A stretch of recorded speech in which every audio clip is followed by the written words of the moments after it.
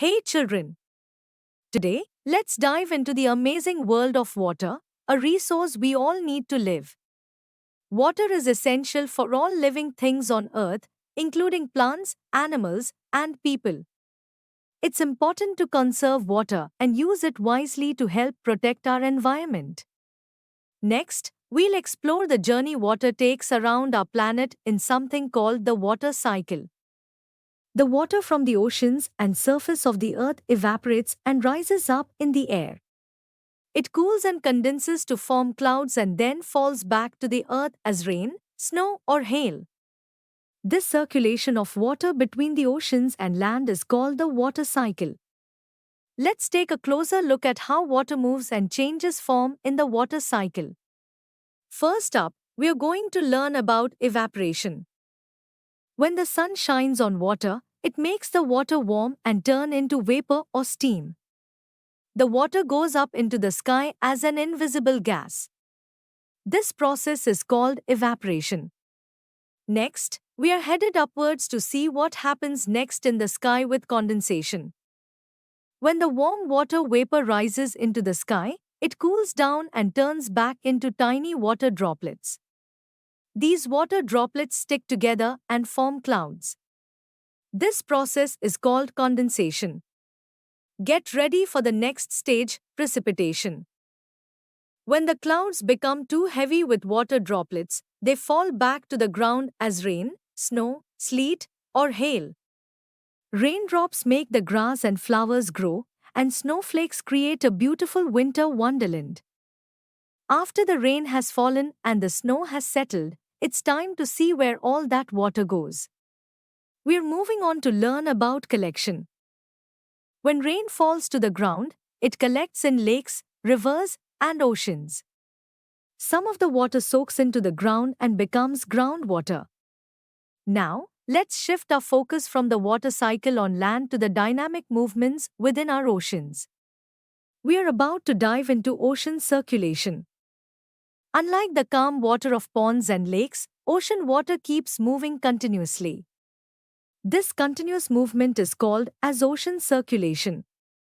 The movement that occur in oceans can be broadly categorized as waves, tides, and currents.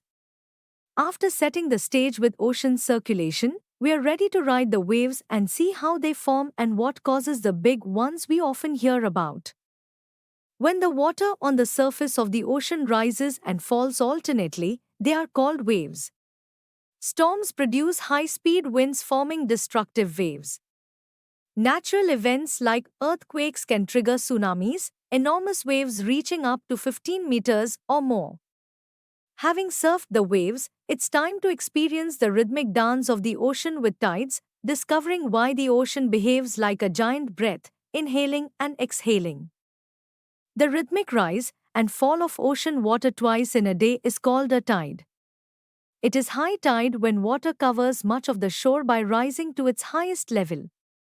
It is low tide when water falls to its lowest level and recedes from the shore. Understanding the regular rise and fall of tides, let's examine the extremes.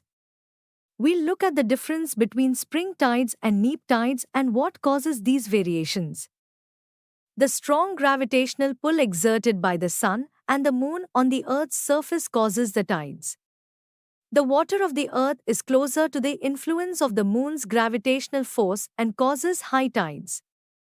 During the full moon and new moon days, the sun, the moon, and the Earth are in the same line and the tides are highest. These tides are called spring tides. On the other hand, when the moon is in the first and last quarter, the ocean water get drawn in diagonally opposite directions by the gravitational pull of the sun and moon, resulting in low tides. These tides are called neap tides. Now that we've seen how the sun and moon play tug-of-war with the ocean to create spring and neap tides, let's flow into another powerful movement of ocean waters, ocean currents. Ocean currents are streams of water flowing constantly on the ocean surface in definite directions. The ocean currents are maybe warm or cold. Generally, the warm ocean currents originate near the equator and move towards the poles. The cold currents carry water from polar or higher latitudes to tropical or lower latitudes. Exploring the paths carved by ocean currents, we are now ready to feel the temperature shift as we navigate through warm and cold currents, understanding their impact on our climate and marine life. The Labrador Ocean Current is cold current, while the Gulf Stream is a warm current. The ocean current influences the temperature condition of the area. Warm currents bring about warm temperature over land surface.